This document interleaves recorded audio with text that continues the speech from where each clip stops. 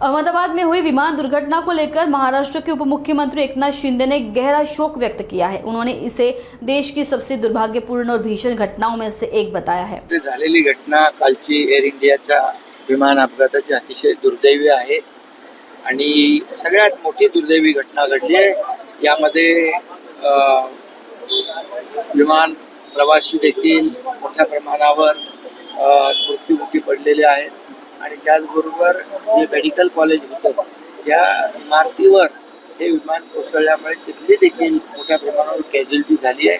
ती अतिशय दुर्दैवी आणि दुःखद वेदनादायी घटना आहे आणि स्वतः देशाचे प्रधानमंत्री नरेंद्र मोदीजी, गृहमंत्री अमित शहाजी अनेक सर्वजण त्या ठिकाणी स्वतः पोहोचलेत, आढावा घेत आहेत आणि त्याचबरोबर माजी मुख्यमंत्री विजय रुपाणी यांचं देखील दुःखद निधन त्यामध्ये झाले आणि महाराष्ट्रातील देखील काही प्रवासी किंबहुना विमानामध्ये काम करणाऱ्या क्रू यांचा देखील दुर्दैवी मृत्यू झालेला आहे। महाराष्ट्राने हेल्प डेस्क सुरू केलेला आहे।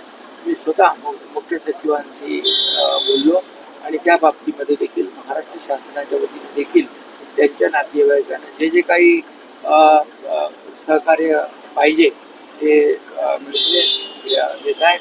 मुख्यमंत्री महोदय स्वतः त्यामध्ये लक्ष घालून या ठिकाणी सर्व याच्यावर लक्ष ठेवून आहे।